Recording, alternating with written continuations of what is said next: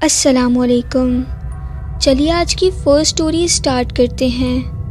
میرا نام سدرا ہے اور میرا تعلق افغانستان کے ایک قبیلے سہر سے ہے۔ یہاں عیسائی بہت زیادہ پائے جاتے ہیں، جس کی وجہ سے یہاں توہم پرستی بہت زیادہ ہے۔ تو چلتی ہوں میں اپنے واقعے کی طرف۔ واقعہ کچھ یوں ہے کہ ہمارے گاؤں کے ساتھ والے گاؤں میں کسی کے ہاں ایک بیٹا پیدا ہوا۔ یہاں پر ایک رسم ہے کہ بیری کے درخت کے پتے کاٹے جاتے ہیں اور ان کو جلایا جاتا ہے اور پیدا ہونے والے بچے کے اوپر آگ کی دھونی دی جاتی ہے۔ خیر، یہ ساری رسومات پوری کی گئیں۔ یہ دوسرے دن کی بات ہے کہ بچہ اچانک سے راتوں رات غائب ہو گیا۔ سارے کے سارے گھر میں کوہرام سا مچ گیا۔ سب بچے کو ڈھونڈ رہے تھے اور بچہ تھا کہ مل ہی نہیں رہا تھا۔ ایک دن کا بچہ تھا، کہیں خود سے جا بھی نہیں سکتا تھا۔ میں پہلے بھی بول چکی ہوں کہ یہاں پر بھوت اور پریت کا رواج بہت زیادہ عام ہے۔ کئی لوگ بولے کہ یہ سب کسی اندھے کی مخلوقات کا کام لگتا ہے۔ لوگ کر بھی کیا سکتے تھے، رو دھو کر صبر کر لیا گیا۔ لیکن رات کو عجیب و غریب واقعات ہونے لگے ان کے گھر میں۔ کبھی بچے کے رونے کی آوازیں آتی تو کبھی زور زور سے چیخنے چلانے کی آوازیں آتی۔ یوں ہاتھ پہ ہاتھ رکھ کر بھی نہیں بیٹھ سکتے تھے۔ انہوں نے کسی بزرگ بابا سے بات کرنے کی ٹھانی۔ ایک مسلمان بابا سے بات طے کی گئی اور بزرگ بابا جب ان کے گھر آئے تو ساری کی ساری صورتحال سمجھ گئے کہ معاملہ کیا ہے۔ اس رات انہوں نے عمل کرنا تھا تو انہوں نے سارے گھر والوں کو کہا کہ آپ آج کی رات کہیں گھر سے باہر چلے جائیں، ہو سکے تو پڑوسیوں کے گھر آج کی رات گزار لیں۔ میں ان اندھے کی مخلوقات سے بات کرنے کی کوشش کرتا ہوں۔ سارے کے سارے گھر والے ان کی بات مان کر پڑوسیوں کے گھر چلے گئے اور بابا نے اپنا چلہ شروع کر دیا۔ ساری رات بابا نے چلے میں گزار دی اور گھر کے نزدیک ڈر کے مارے کوئی آیا بھی نہیں، کیونکہ ساری رات گھر سے عجیب و غریب آوازیں آتی رہیں۔ خدا خدا کر کے صبح ہوئی تو بابا گھر سے باہر نکلتے دکھائی دیے۔ سب ان کا انتظار تو پہلے سے ہی کر رہے تھے۔ بابا نے آ کر ان سے کہا کہ یہ سب کسی اندیکھی مخلوقات کی ہی کارستانی ہے اور میں نے ان سے ایک معاہدہ کر لیا ہے، لیکن اب جو کچھ ہونا تھا وہ ہو گیا ہے۔ آپ سب اس کو بھول جائیں ورنہ بہت نقصان اٹھائیں گے اور جو بھی کچھ ہوگا اس سب کے ذمہ دار آپ لوگ خود ہوں گے۔ عدلے کا بدلہ ہو گیا ہے، بس اب آپ ساری کی ساری بات ختم کر دیں۔ تو گھر والے ان کی بات بالکل نہ سمجھتے ہوئے بولے کہ اس بات کا کیا مطلب ہے کہ عدلے کا بدلہ ہو گیا ہے؟ تو بابا نے جو کچھ بھی کہا اسے سن کر سب کے رونگٹے کھڑے ہو گئے۔ بابا نے کہا کہ جس بیری سے تم لوگوں نے پتے توڑے تھے وہ رات کا وقت تھا، تو جنات کے بچوں کو بہت زیادہ تکلیف ہوئی اور ان میں سے ان کا ایک بچہ اس درخت پہ سے گر کر مر بھی گیا۔ تو جنات نے بدلہ لینے کی ٹھانی اور ان لوگوں نے تم لوگوں کے ایک دن کے نومولود بچے کو اٹھا کر گٹر میں پٹک دیا۔ اس طرح سے ان کا بدلہ پورا ہو گیا۔ اب اس واقعے کو آپ سب بھول جاؤ، کیونکہ جنات کا کوئی کچھ بھی نہیں بگاڑ سکتا۔ یہ سب سن کر سب چیخے مار مار کے رونے لگے اور بھاگ کر سب سے پہلے جا کر گٹر کا ڈھکن ہٹایا گیا تو واقعی معصوم بچہ گٹر میں تیر رہا تھا۔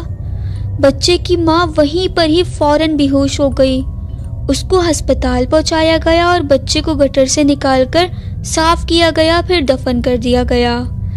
اس کی ماں دیکھتے دیکھتے پاگل ہو گئی اور 1 مہینے صدمے میں رہنے کے بعد اس کی دماغ کی رگیں پھٹ گئیں اور وہ چل بسی۔ اس کے بعد کبھی بھی ایسا کوئی بھی واقعہ ان کے ہاں پیش نہیں آیا۔ اب اس بندے نے دوبارہ شادی کر لی، اس کے ہاں ایک بیٹا پیدا ہوا اور حیرانی کی بات تو یہ تھی کہ اس بچے کی شکل بالکل اپنے بھائی سے ملتی تھی جو ظالم جنات کے ہاتھوں ظلم کا شکار ہوا تھا۔ ظالم کوئی نہیں ہوتا، بس سب کو اپنی اولاد پیاری ہوتی ہے۔ آپ کو یہ سٹوری کیسی لگی مجھے کامنٹ سیکشن میں لازمی بتائیے گا۔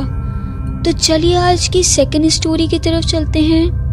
میرا واقعہ کچھ یوں ہے کہ میرے 4 بھائی ہیں اور میں ان کی اکلوتی بہن ہوں۔ اتنا زیادہ کزنز وغیرہ سے میرا انٹریکشن نہیں تھا، تو میں گھر میں اکیلی ہی رہتی تھی۔ امی ابو جب کبھی بھی کسی کام سے گھر سے باہر جاتے تو مجھے گھر میں اکیلا ہی چھوڑ کے جاتے تھے، کیونکہ میرا گھر سے باہر جانے کو اور کسی سے بات وغیرہ کرنے کو کبھی زیادہ دل نہیں کرتا تھا۔ ہمارا گھر بہت زیادہ پرانا اور بزرگوں کا ہے، لوگ کافی زیادہ باتیں بناتے ہیں ہمارے گھر کے بارے میں، لیکن میں اکیلی بھی رہی ہوں اس گھر میں نے کبھی آج تک کوئی بھی الٹی سیدھی چیز نہیں دیکھی یہاں پر۔ ہاں، لیکن کبھی کبھی مجھے ضرور کچھ نہ کچھ محسوس ہو جاتا تھا، لیکن شک کبھی بھی نہیں کیا کیونکہ آج تک میں نے اپنی آنکھوں سے کچھ نہیں دیکھا تھا، تو اتنا زیادہ میں سوچتی بھی نہیں تھی اس بارے میں۔ کوئی ہوتا نہیں تھا بات کرنے کے لیے، تو اکثر وقت میرا اکیلے ہی گزرتا تھا۔ خیر، پھر اچانک سے میری شادی ہو گئی اور جلد ہی میں پنجاب شفٹ ہو گئی۔ میں اپنی شادی کے لیے بالکل بھی مینٹلی طور پر پریپیئر نہیں تھی۔ ایک دم سے 10 دن میں میری شادی کی ڈیٹ فائنل ہو گئی اور پھر اس کے بعد رخصتی۔